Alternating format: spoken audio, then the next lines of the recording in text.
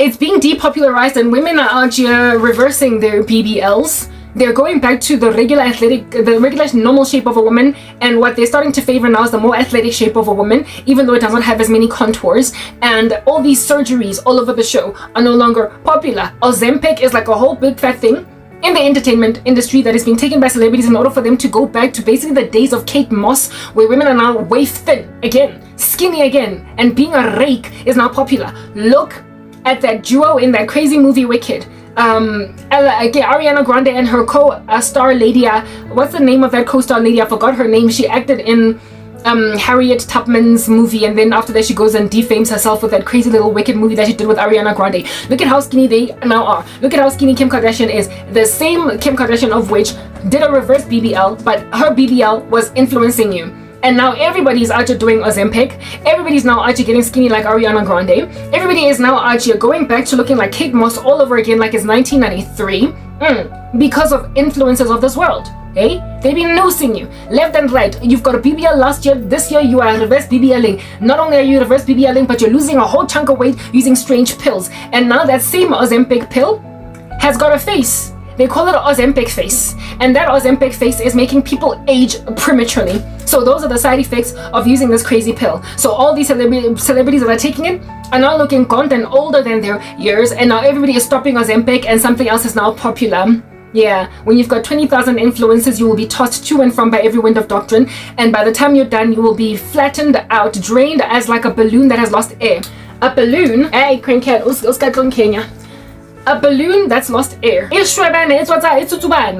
But before you blew into it, it was regular. It looked normal. It was the healthy size it was. It was a normal thing that it is. It was a normal thing that it is, right? But when you take air out of it, it's all over the show. And that's what's happening with all of these women all over the show with their surgeries, with their experimentations with BBLs, Ozempics, and whatnot. They come out at the age of 35 looking 49. They come out at the age of 43 looking 72. They come out. It just shrivels them like a balloon. But the ones that did not follow fads, or the ones that were forced not to follow fads by mere virtue of being impoverished like Karabo, have been maintained like a balloon that their hair has been put into it, right? And never ever exsanguinated. No air ever came out. It just stayed there. It just stayed inflated on the kitchen counter, never lost any air, so she's still juicy. As time has progressed, air has been put into her, and that air is Jesus Christ. You are just maintained as an aging woman. You're growing with time. You will one day droop. You will one day sag. You will eventually succumb to gravity, but you're doing it in a healthy fashion. You're succumbing to gravity in a healthy way where you have accepted that age happens, life happens, and so you don't need no plastic surgery. You don't need all this Botox like the Gen Zs of today are injecting more Botox in their faces than any other generation in the interest of basically preventative care to prevent aging from ever happening. And now you be out to getting a 23-year-old looking 37. Now you be out to getting Gen Zs that look older than me because of all the surgery. They just look so much older than millennials now because of all of these influences left and right, such that by the time you turn 40, like Karabo, you are like a balloon that has lost air. It's shriveled up on the kitchen counter. It is now to be thrown away. It has lost its elasticity. It has lost the thing that it had at first. Yeah, so when then you are out here seeing as women are to influence men, right? We are their helper-suitables. We are wind beneath their wings. When you've got 40 wives, when you've got 100, 300, 400, 700, like Solomon, concubines mixed with wives. When, like David, you've got multiple wives. When, like Jacob, you've got multiple wives. When, like Gimang Elkanah, you've got 2 wives. When you have got more than 1 wife, you've got 2 influences. If you've got 2 wives, you've got 2 influences. When you've got 3, 4, 5, 6, 20, 300, 700 in the case of Solomon. Did Solomon not out to go and set up Ashereth poles for his gangster wives? Did children, what is this like? Did the husbands of these multiple wives in the scriptures not endure something that was as a result directly linked? Is it causally connected to their many wives? Did they not endure something pertaining to these many women? They all did. Like all the men in the scriptures that had more than 1 wife endured something hard in their lives because of polygamy. Jacob, I have loved, though Esau I have hated. Leah gave Rachel so much grief that she was always out here lamenting, crying, moaning and groaning, then complaining to her husband, and her husband was like, what can I do? What can I do? She won't give me her son's mandrakes. She won't this, she won't that. So basically a man that's always just like a ping pong match, a racket, left to right, listening to these two wives' varying opinions and being all uneasy and uncomfortable and all of this like ping-ponging between wives. And because of the ping-ponging, the man, given that he is a human being, will eventually at some point take a side. Like, people are not impartial like God, who is a respecter of no one, right? The Lord cannot successfully, not the Lord, sorry, but men cannot successfully mediate between human beings without a bias in their bones, because we are not righteous like God. We are not righteous like God. So these men eventually take sides, and oftentimes these men took sides of the wives that they favored. They often took sides of the wives that they favored at the expense, of course, of the one that they did not favor, embittering the one that they did not favor as much as the other. Look at Elkanah with Hannah and Peninnah. Okay? Hannah was always complaining that Peninnah was mocking the living daylights out of her. Elkanah, of course, took the side of Hannah, but that was, of course, at the violent expense of Peninnah. And did Peninnah also not have that horrific, like, ridiculous, persecuting knack in her against Hannah, precisely because her husband did not love her as much as he loved Hannah? And when then Hannah had an issue in her bones, infertility, Peninnah used it as a weapon against her because she was the unloved wife. This all was rooted in the polygamy of Elkanah. If Elkanah had one wife, he would not have had to deal with that duplicity, with that war, that dichotomous war in his household between these two women. And of course, Leah was perpetually persecuting her sister Rachel, and that persecution of Rachel was not documented, accounted for. Neither can we reasonably assume it existed before the two sisters got married to the same man. One can successfully assume that Rachel and Leah got along before they married the same man. But then once they got married, they were fighting over the son's mandrakes, this, that. And then when Rachel was now struggling to have a child, Leah made that her thing. She made it her comfort at the expense of Rachel. Very well. Then there was, I've made mention of Elkanah, I've made mention, who's this? David.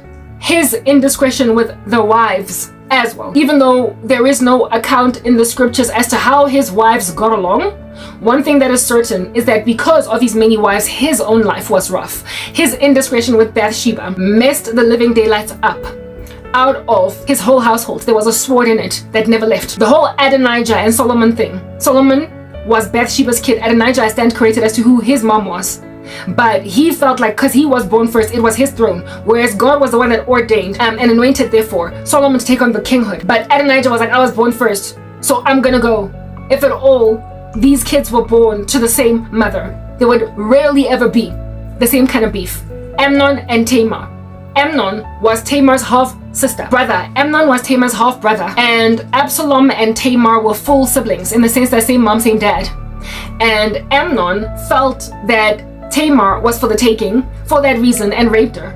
And so therefore Absalom had a great deal of beef with how David did not deal well with the Amnon indiscretion against Tamar, defiling her and making her a ruined woman. So because of Absalom's angst at David's lack of justice over Amnon, he took matters into his own hands and killed his brother Amnon, and then thereafter just brewed up a coup against his dad because he did not think that his dad was a sufficient king over Israel. That kind of stuff, do you understand, happens in polygamous marriages where half siblings are at loggerheads with each other, where half siblings are out here salivating, trying to lick at siblings in the household, where you bring another woman into the house to be your second wife, and then her daughter becomes salivated after by the son of another wife, and this chick now has to live very uncomfortably because her stepbrother or her half-brother is literally ogling at her like she's a piece of steak. Stuff like this comes into marriages because of polygamy, into situations because of polygamy. And men, therefore, who are polygamous on this day, if you won't wake up to smell the coffee and realize you're literally destroying entire societies with your polygamous mindsets, you are daft. The sword never left the king of Israel's household, king of Israel, because of polygamy. And Solomon lost his sturdiness as a king because of polygamy. while an entire nation was on the brink of extinction because of the polygamy of Jacob. His favor over Joseph, Jacob that is, coat of many colors be like giving, jealousy over his brethren. By his brethren. If it was not for the coat of many colors and him being favored because of being the son, the firstborn son of his favored wife, the whole of Israel faced losing a whole tribe. Do you understand what I'm saying? The tribes under Joseph, of which were Manasseh and I believe, is it Ephraim? Who was Joseph's other kid? But Manasseh certainly is the one that takes from Manasseh, from Joseph. An entire tribe, no, not an entire tribe, an entire country was put in harm's way, a nation, because of polygamy. But God, what was intended for evil, he used it for good, the saving of many lives. So he rescued all of Israel through their indiscretion in throwing away one of the tribes. And that tribe salvaged the whole of Israel from passing away in a famine. But the point that I'm making right now is that polygamy was at the center of all of those near destructions of entire kingdoms. David's was a kingdom. Joseph's was a nation. Who is the one that I haven't mentioned right this moment? Solomon was a kingdom. I literally could keep going and going and going. Oh, and then Abraham was a nation. Yet more polygamy. Hagar, Sarah, entire nations spurred from there. So if at all your polygamy can rattle entire kingdoms, entire nations from being born, from being proliferated, why are you trying everything in your power to have 7 wives? They will not all get along. You will not treat all of them the same. And whatever divisions arise from your unique nuclear family will impact the future in a most violent way. So banaba irresponsible jwalo that cannot think with that kind of futuristic foreshadowing mindset, I apologize, they have no business being my husband. I am too godly and too consecrated and too serious about purpose and mission to allow myself to be taken over by a man who has no such purpose, no mission or foresight. Too obtuse and senile and asinine. And what is the word that is insipid? Is the word that God uses. I will not allow myself to be weighed off to an insipid person who is a lover of pleasure rather than a lover of God, having a form of godliness but denying the power thereof. Even some of the most godliest of men nearly ruined entire kingdoms and nations because of their indiscretion with women. And yet I am expected as a woman to settle and accommodate and embrace in my stride the fact that this is a man's world. I get it, it's a man's world. But God Almighty, if at all you want to honor and proliferate his legacy, and you seek his face longingly and lovingly as a woman, he will spare you from the indiscretions of indecisiveness of men that are out here being noosed by many influences in the household that are polygamistic. The Lord will spare you as a woman from polygamy if you seek his face desperately.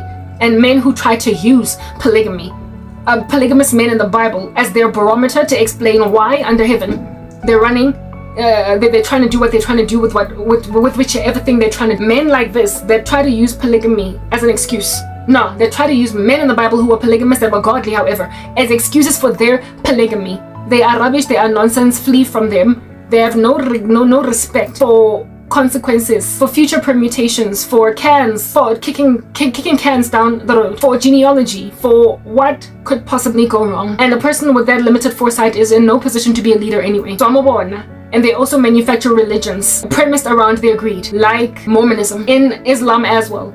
They encourage people to enter the religion by telling them that when they pass away, they're going to get how many virgins, I don't know. It's all about perversity, polygamy, and men getting more than what it is under. It's rapacity, it's greed, getting more than what they absolutely need. So if you can entice people to worship a god based on the fact that they're going to be in orgies for eternity, what the heck? You should see from there that that's not God truly. You should see from there that that's not holy, even in the slightest. If at all your religion lures men in with the promise of disregard of women and proliferation of one's own corporeal needs, your flesh, your greed, your rapacity, that which you can consume, devour. If your religion is promising to satiate your flesh in so a carnal capacity as promised orgies in eternity, it can't be a true religion. It can't. So all these Mormons all over the show encircling me, calling themselves Christians. Now go and join Mormonism. You clearly love polygamy. If you love polygamy, go and join a false religion that, however, is going to satiate your base desires, enable you to take 2, 3, 4, 5 wives while calling yourself a saved saint, while giving yourself some kind of a false hope, a false comfort that you're going to enter God's rest at the end. You at least are not going to be frowned upon by your religion, your fellow religious men, like men and women on the left and on the right of you, when you take 7 wives, they're not going to frown on you in that religion. You are like in Islam, you're not going to get frowned on for polygamy. In Mormonism, you're not going to get frowned on for polygamy. There are many religions on the earth that promise you a false peace at the end of your life, that however are not going to make you have to be clandestine, hide all of your concubines, all of your mistresses, all of the women you bring into your camp. If you want to live a life that is apparently above reproach, that is not going to be shunned by the church, looked down on, become a Mormon, or even a Muslim. But do not patronize Christianity by claiming that you are but another Jacob, but another Joseph. Not Joseph, sorry, but another David. Do not claim that you're just another Solomon. Do not try and find yourself in these men.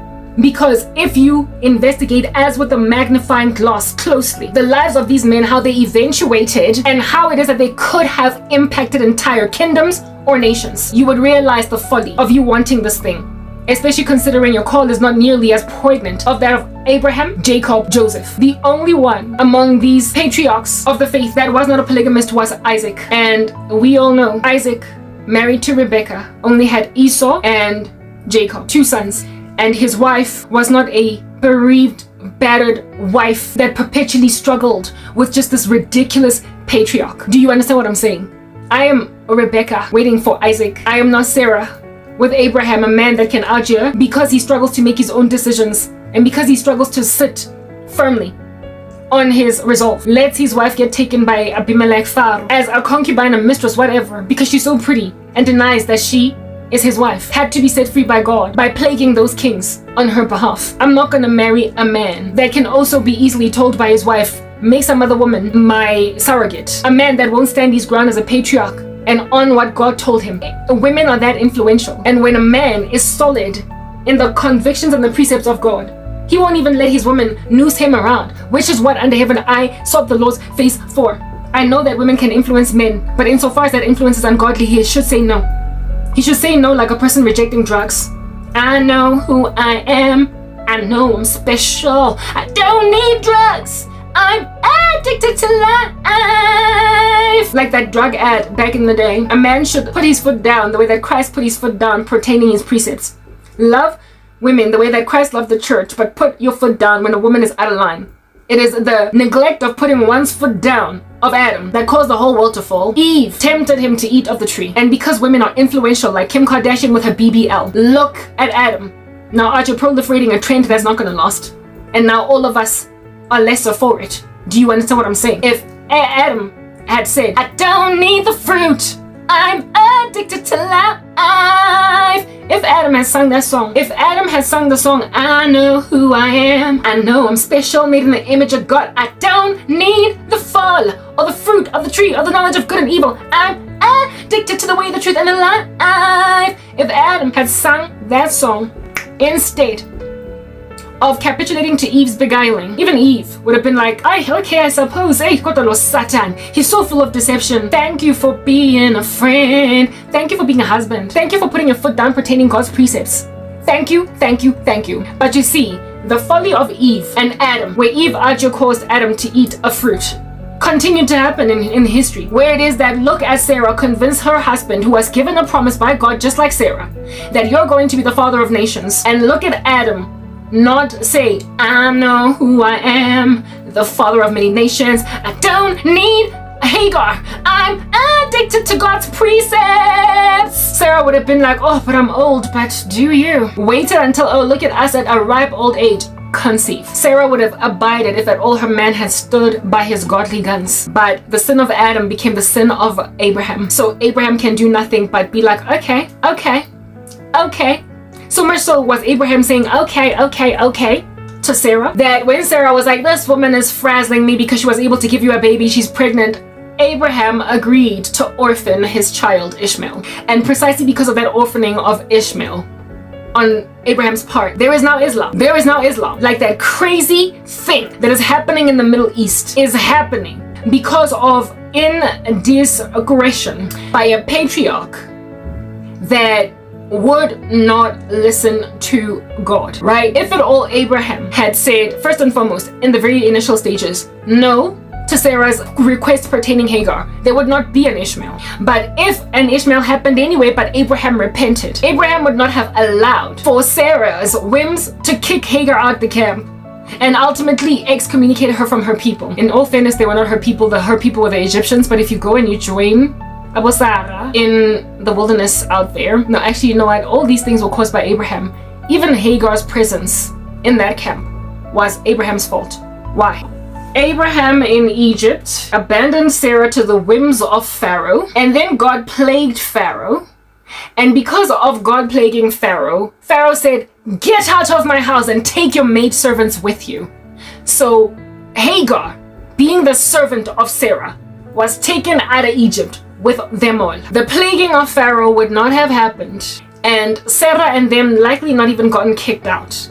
And so Hagar, not even separated from her people, Hagar of which would have then likely gone on to marry her own Egyptian husband. That would not have happened if from the get-go Abraham trusted Jesus. If Abraham trusted God and said, "This is my wife, don't be messing with her, please." Either they would not have allowed them to stay in Egypt, kick them out, or if there was a threat on Abraham's life, God would have protected him because he was protecting his bride, or they would have just accepted that this is your wife and let her alone. But he had no faith, so he lied and said that this is my sister, which to a certain extent was true. And then Pharaoh took her, and that's what Njefela was just giving in that space. Sarah, however, had servants when she was there, and when they were kicked out with all their servants. And now here was this healthy young Egyptian servant hanging out in the camp of the Hebrews, and one day she just became a surrogate for Sarah. And then that surrogate got arrogant because she could conceive, started harassing Sarah. Sarah was then like, "She is all up in my grill, like dandruff in some hair." And then Abraham was like, "Make like head and shoulders and kick her out." And she was kicked out into the wilderness. The first time she was persecuted until she ran into the wilderness, but then the angel of God said, "Go back." The second time she was kicked out altogether because Sarah was like, "She gotta go." And now there's the religion of Islam. Everything literally was rooted in the patriarch that could not put his foot down pertaining what would Jesus do. The Lord would not abandon his bride to be devoured by foreign kings, and yet Abraham did just that, right? So the folly of the patriarch sitting down on putting its foot down pertaining the precepts of God and underestimating just how powerful as men they are to essentially put women in their place. Like, you know, I don't want to do this. Or sure, I'll do it because it honors God. They have no idea just how much of this global calamity would have been prevented. First and foremost, the fall wouldn't have happened, at least not at Adam. Probably later on, one of us would have done it. But the fall would not have happened at Adam if only he had stuck to the guns of God, of what God passed down to them. And then Abraham, if at all he were to honor the prospect of the second Adam, would not have allowed his wife to be taken by kings, would not have allowed himself to go into a maidservant to satiate a lack of faith in God's promised delivery to Sarah, enough to make a baby with Hagar. And once making a baby with Hagar, if he repented after that, he would not have allowed for a woman to kick out a man's second wife or other woman with another child and therefore cause a deadbeat dad situation to then get out and be cast out from among the people, enough for them to start a whole new nation against Israel. Do you understand what I'm saying? All this calamity, the striving that we are facing today is because of decisional insufficiency on the part of the patriarch, because of allowing themselves to be influenced by a most beloved matriarch, a most beloved woman, like women out here influencing men to make the worst decisions in the world. We know that happened also with Ahab and Jezebel. Like, men just not sitting on what God said, trusting that women who have been made under them as their those under whom they must submit, right? Yeah. If at all, men do not trust their power to lead and allow themselves to be influenced away from God by women, entire nations fall. There is power in sitting on your calling. It's what I'm getting at. And you will be surprised how much God will enable you. What work he has begun in you, he will finish it. Okay? You will be surprised how much God will enable your cause when you want to honor him. So Adam would have been surprised at how much Eve would have abided if only he had said, "No, put that fruit down." Abraham would have surprised at how Sarah would have just humbled herself and chilled if Abraham said, "No, I'm not sleeping with Hagar." Whereas in Egypt, "No, she's my wife. Don't be ransacking her. Abimelech, Pharaoh, etc." Surprised. Abraham, men essentially, would have been surprised what women's reactions would have been if they had just said no. God said rather Q and R, and you're saying B and A. I don't want to do B and A because God's prescription is Q and R.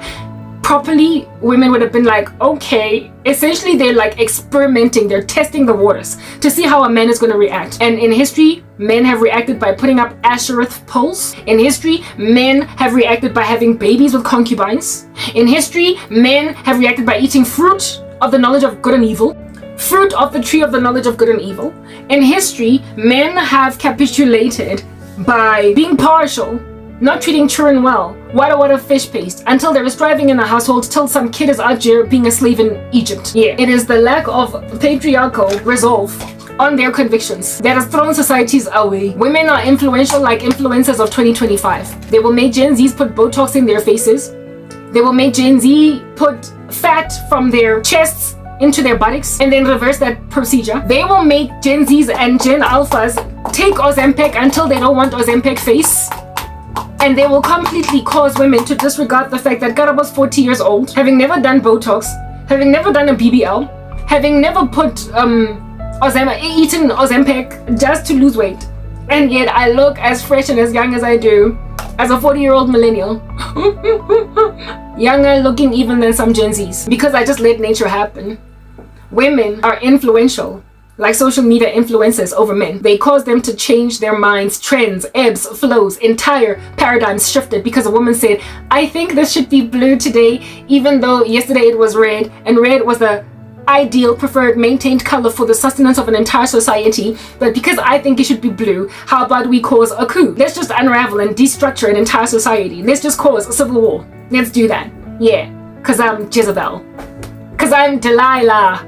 Because I'm women can change countries by simply suggesting and being like, let me see how this guy's gonna react, and be like, oh, he actually did it. And then years down the line, 10, 20, 30, an entire country is on the ground. So not as a woman, I'm sorry, if at all I've got that kind of influence over men and I'm godly, I'm not going to send a man over the cliff because of my selfish demands. Neither am I going to capitulate to the wiles of an ungodly man with selfish demands over my life, because I recognize what a waste of my helper suitable state I am to accommodate crazy men that don't care about foresight, about the future. No, do you understand what I'm saying? So I mean proper, when you're mentally ill out here banking a woman in a basement as some crazy like sociopath while you've got a wife and children, and then like in a spiritual gifting to know that just for the sake of eating you banana and jefela for the day because I'm famished, I'm not gonna accommodate you. You are a stone. You are a stone in the wilderness that I am being told by some ominous, nefarious creature hovering around like a dust smoke in the atmosphere. Yeah, that's telling me to convert that stone into some bread. My response is, man does not live by bread alone, but by the word that proceeds from the mouth of God. I choose Jesus, and I choose him perpetually in never-ending measure, even if it makes me appear like a fool for a season, because indeed the things of God are foolishness to the man who is perishing. This here is not a fool's errand. It is the only way that pays fruitfully in the end, but in the run-up to, in the periphery, in the center, right here in the middle, sort of, not the periphery per se, but in the middle. I look like I am wasting my time and my resources on religion. But what I'm rather doing is pouring all my perfume out of my alabaster jar on the feet of Jesus, because he is the only thing that makes sense. He is the way, the truth, the life. No one comes to the Father but through him. And unregenerate souls that are like the lazy man that says that there is a lion in the street and so they don't go out to work, they're folding their hands like that on some I find those most pitiable, frankly. People who are like, we'll see. Yeah, you will. That's just the sad thing, right? We walk by faith and not by sight, but those who insist on walking by sight do eventually see. But they see literally on the other side when it's much too late. It's also very unfortunate. And all I can ever do is try and counsel them out of that little rat that they're in, that strange little bunch, that knot, that circumstance of a squeezy nature. Yeah, I would much rather they be extracted from it, as with a helivac. But abadikeni. So other than to evidence to you that rubbish nonsense, they're performing it and I'm not doing it. I am nibbling or sipping at a squishy bottle in a drought, a desert, right? Water, living water. And the only reason why this water is savored as opposed to me just guenya, drink, is because while we are on the planet as living saints, as God's only living human beings that are going to inherit eternal life, the only reason why it's a squeezy bottle as opposed to a gushing spring of water is perception. There is no other reason why we would savor the kingdom of God like a chocolate when you're on diet, on cheat day. The only reason we savor the kingdom of God is because of perception of the perception that is smoke filled by sorrow. The Lord makes it clear, be like MC Hammer. Recognize that in me, you're too legit to quit. If I am for you, no one can be against you. Upon this rock I have built my church, and the gates of Hades will not prevail against it. No weapon formed against you will ever prosper. You will refute every tongue that accuses you in the judgment, and you will condemn it. I've given you authority under heaven to trample on serpents and scorpions and over all the power of the enemy, and nothing shall by any means harm you. Trust in me, lean not on your own understanding. In all of your ways acknowledge me, and I will make your paths straight. And if you trust in me, I will do this. I will make your righteousness shine like the dawn, and the justice of your vindication like the noonday sun. Just hold fast to me and see. The redeemed of the Lord therefore shall say what? So trust, 24 hours a day. Walk by faith and not by sight. You have nothing to fear, fret not yourself. Do not walk around like a leaf in winter, in a blizzard, and shake. Do no such thing, don't be nervous. The Lord makes it evident that we are not to be nervous, but we are. And the only thing that makes us nervous is perception. No other thing but perception. Because if at all we had the right perspective, we do have the right perspective, but we are smoke fueled in a room rich with oxygen, and with us being in a hazmat suit that has got enough oxygen, we nonetheless are given an optical illusion of there not being air. Tell me, how should I breathe with no air? We feel like there's no air. And so because you are of the perception that there is no air, you will savor whatever air is in your little space suit. There's not enough of it to go around. We drink of the wellspring of life, and we also eat of the bread of life. None of that, if you consume of them, will ever run out. So therefore, we ought to be guzzling buffets every day, walking around like MC Hammer on some too legit to quit. But we don't always do that. We have days when we are in abundance, and we know it, because we are confident. For whatever reason, we got hope for days. But there are days when we are of such little faith that we are out nibbling at the kingdom of God like it's a little wafer, a cracker, in a drought, a famine, in some kind of a dystopia where everybody has looted grocery stores, and the smallest little tinky that you find, you be out eating it over 7 days. We sometimes do that, yo. When from our belly flows rivers of living water, and from the abundance of our hearts, our mouths speak. We are populated richly with vats upon vats, barns of dystopian society bunker provision. However, like in that Julia Roberts movie where that little girl found a bunker and started eating and watching Friends, we've got bunkers like those that have got a lot of food, but there is a dazed perception in us thanks to all the injection of poison in our bloodstream that creates an optical illusion that is so nightmarish by the devil that we be out here eating a Twinkie over 7 days, when if you open a pantry cupboard, you will see 20 boxes of Twinkies, and even then you're the only person in this bunker, at least for now. So there's literally more of it where it came from. There are gallons of water, liters upon liters, the Coca-Cola, the Mentos, there's bread, there's biscuits, yo, Dombolo. It's giving Spaza shop. It's giving FMCG, supermarket, never mind Spaza shop. You're living in an underground supermarket because the laborers are few. The harvest is plentiful, however. There's plenty to consume from. Everybody else in these streets that could consume of this bunker has walked right by it, said peace, nah, I'm good. They've said I'm alright, and they've walked right by. Perfectly fresh food, stacked to the heavens, that belongs to only those who embrace the pearl of good price, the narrow road that leads to life that only a few people find. And when you're chilling alone in this bunker, watching Friends, like that little girl in that movie, yeah, Julia Roberts, if at all there's a stink bomb that changes your perception, that gives you hallucinations, that makes you see things that ain't there. For real, you will think that your bunker only has one little Twinkie, and so you will nibble at it hanyani. That's why we savor the things of God, as opposed to merely just flatly relish in them, swim in them like you're in a jacuzzi or some warm swimming pool indoor, that even when it rains outside, it does not affect your swimming pool. We've got luxurious resources at our disposal, at our fingertips. but we don't perceive them because the war is real. The kingdom of God suffers violence, and the violent must take it by force. We war not against flesh and blood, but against rulers, against principalities, against spiritual wickedness in high places, authorities. We make war with entities that, if at all, the righteous are scarcely saved. 1 Peter 4. What then for the ungodly and the sinner? We enter heaven as through the fire by the skin of our teeth too. We go to God, trepidatious, shaking like leaves in the center of a tempestuous blizzard, because we have little faith. Faith so tiny is it that it is described as a mustard seed. And if we are that scarcely saved, what then for the ungodly and the sinner? If at all, Christians savor the kingdom of God on earth because they think it's so little to go around for just me, what then for you who have not embraced the cross at all? If Satan can successfully deceive a Christian into nibbling away at a Twinkie over 7 days, what are you eating as an unregenerate?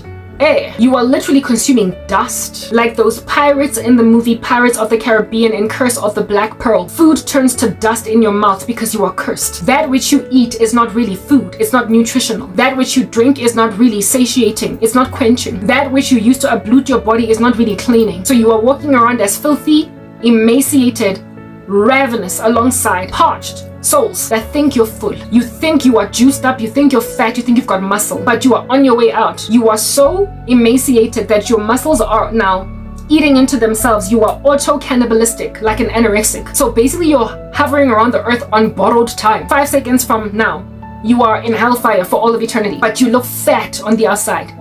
While fresh, healthy, athletic saints out here be thinking that they're walking around rather like you, for the devil has given them an overwhelming and inordinate fear of stuff that's not even really there. So we, in the spirit, are athletic, we are fresh, we are agile, but we have a perception of hunger that's not really there. And we have a perception of thirst that's not really there. We have a perception of malnutrition that's not really there. We are fresh and full and healthy, juiced up like an active teenager. And yet we perceive ourselves rather as emaciated. So unlike you who have a perception of being fat and girthy, juicy, we rather have a perception of being emaciated. And the Lord will one day make like Elisha over his servant and tell us to peel open our eyes.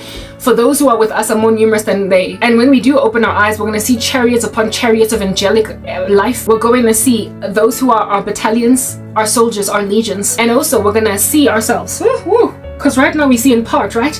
We are going to gaze at our bodies. We are going to look at our bodies, at our incorruptible bodies, and be like, whoa, whoa, whoa, because we did not know just how agile, fresh, and new we were, like new creations. You know, I like to use the entertainment industry, I keep on repeating myself, to help you understand the predictive programming that's just littered all across these streets, evidencing a reality that is coming. So I like to use the movie Avatar to help people understand what being born again is likely going to be like. Not born again sort of, but being translated, not born again, but translated into an incorruptible body. If you have seen the first Avatar movie, when Jake Sully is moved into his avatar body, prior to being in that avatar body, he was on a wheelchair. He was not a paraplegic. Yeah, he was a paraplegic, not a quadriplegic. His legs were the ones that were not operating properly. And then he got into an avatar body, having not been able to walk before. And the first thing he does, even when they've got all those things to monitor his heartbeat, his activity, basically how healthy he is, can he mobilize? He was so excited about how this body feels. He was like, whoa, whoa. And he ripped off all of those things and started running, even though he was wobbly legged. He started running.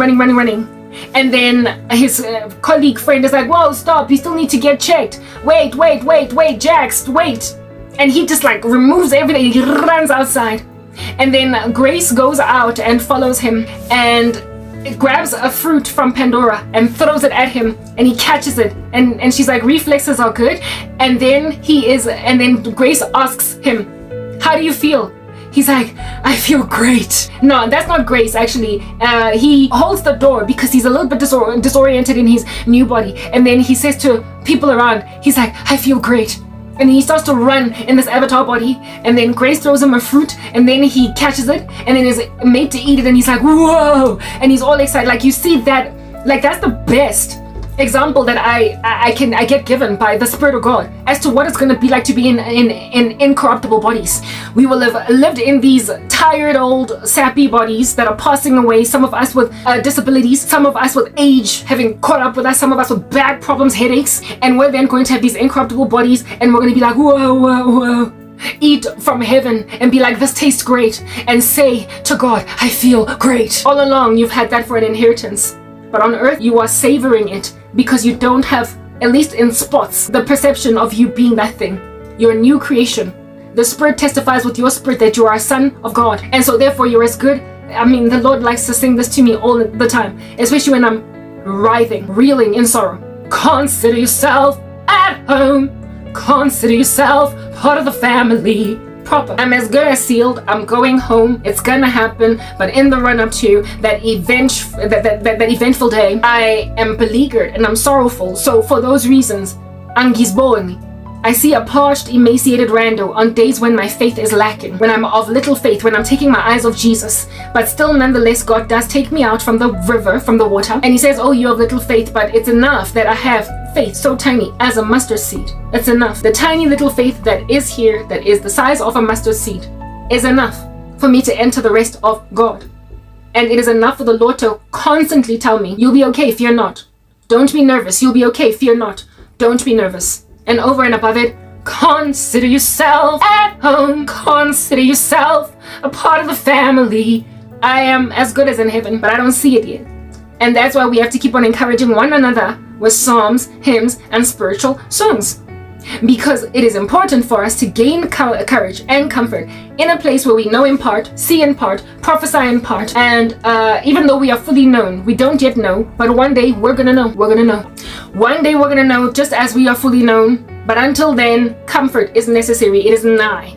Comfort is imperative. We need to just keep reminding ourselves, if at all we're in solitude, or each other, if at all we have one another, and if at all in solitude we don't have comfort in our own selves, the Lord will supernaturally himself out here comfort beleaguered saints, imprisoned saints, saints so afflicted that they're 5 seconds out the door, but then the Lord is like, do not be afraid, do not be very afraid, do not be nervous, do not look at the battalions about you and anticipate, I'm editing, that they're truly gonna engulf you whole like Pac-Man. They're not going to succeed. So therefore, those of you that are trying to make me look at this flat earth, and I'm not saying flat earth in the sense that the earth is flat, no, it is a sphere, but flat in a metaphoric sense, in the sense that it's like a tire that's punctured on the side of the road. It's not even all that in a bag of chips, frankly. There is a time coming when we're going to inherit a brand spanking new earth that doesn't even have an ocean. So this earth is flat like flatbread, a burrito, and a tire on the side of the street of a person that out here hit some spikes. This earth is flat like that. It's not that great. Do you understand? But it's all we got for now. And there are people who believe that this is all we got forever. And so juicing it, like take 5 when you're in grade 7, juicing this earth, they harass us with the fact that we're not trying to juice it too. And they try to use the senses of the planet to make us walk away from a God that has guaranteed us the sensations of Jake Sully after getting in his avatar body in the movie Avatar.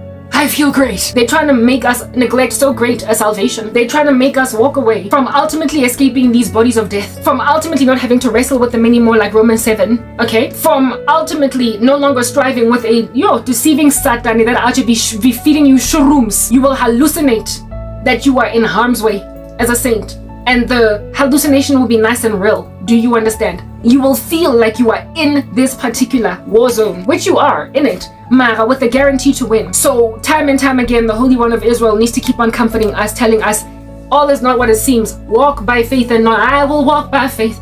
I will walk by sight.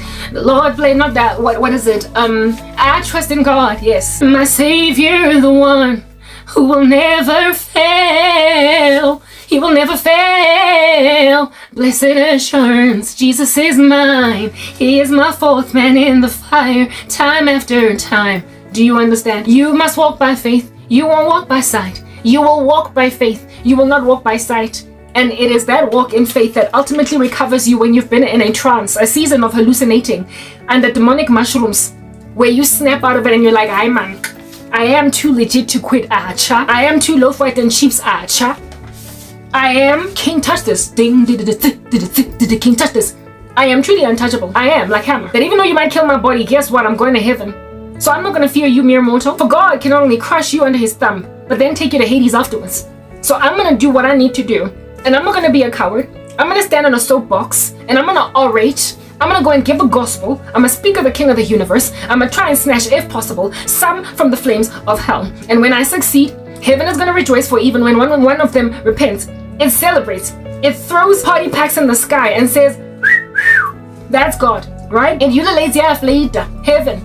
When people repent, and if at all I can bring that kind of joy to a place that is striving with the earth, that has no regard for its maker, I'm feeling that party. I'm feeling that business, that banquet. I'm going to it.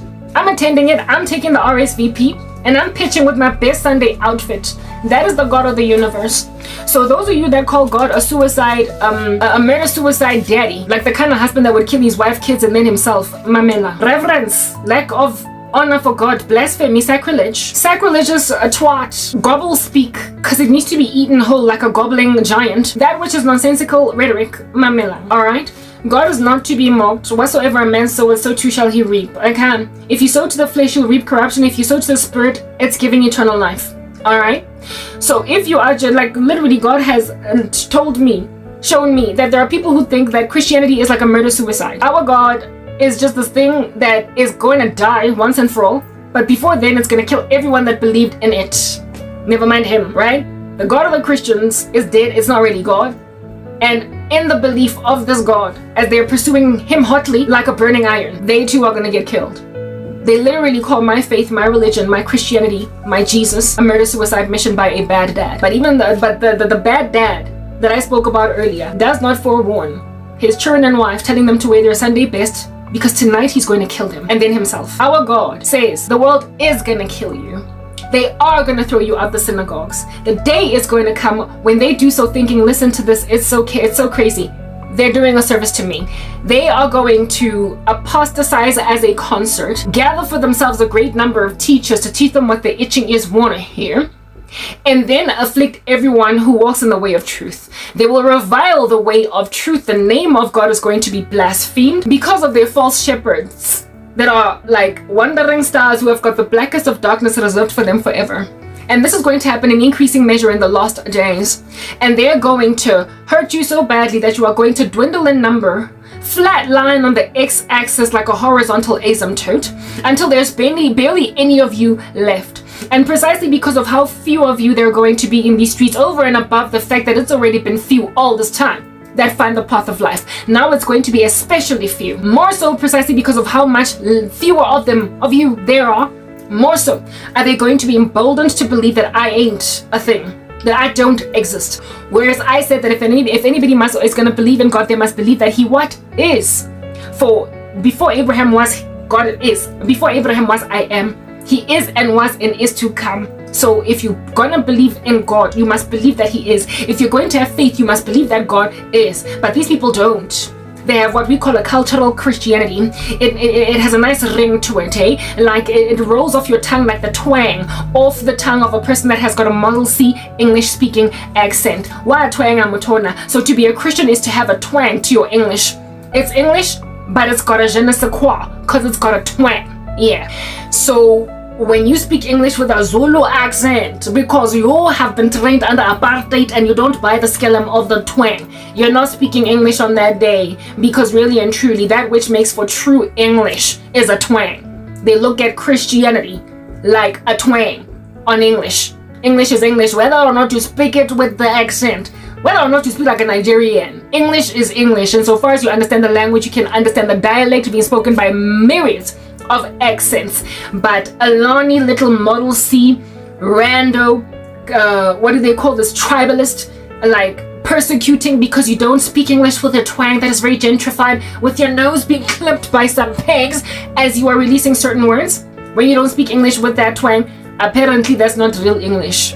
You know how you get some black people like that, and then others be like pronunciating, you are not the master of pronunciation. You are not the master of pronunciation when you are to be dissing a person's accent. Tomato, potato, patata. You are not the master of pronunciation. Yeah, indeed, English is English, whether you pronounce your words like this or whether you pronounce your words like this, or whether you pronounce your words like this, whether or not you pronounce your words the way that the politician in South Africa will pronounce every last syllable, every last consonant, every last vowel, you will know that it is in the sentence because it is going to be mentioned. Whether or not you speak like this, bottom line is all along I've been speaking English, you got me, right? Yeah. Well, those that wear Christianity like a twang, yeah. Those who wear Christianity like a twang on English, the way that I speak English with a twang. Ke na le accent le nna ke go thanga ka leleme la botoro nka re botoro mo borothong ya toast no gal ke melt ke lelemela ke rotha teka botoro mo toasting e qetang go tswa go toasting. Yeah, I melt that way. But it's still English. Even if I'm speaking in Nigerian accent. Understand, today is English, tomorrow is going to be English. I'm going to be speaking every single day the same language, but in different accent, but you comprehend, don't you? However, cultural Christians wear Christianity like a lapel badge on their shoulders, on their chests. And they claim that that is the only way that you can validate that somebody is Christian insofar as they melt their R's. They roll, there, Mr. Miguel, where is your car? I don't understand to see what you're doing. Oh my goodness, like it's giving sophisticated and I'm fainting. So where are you gonna take me for the movie? When you speak like that, you're officially apparently arrived ule model C. When I push on your English has got a face beat with lengthy eyelashes, they're false.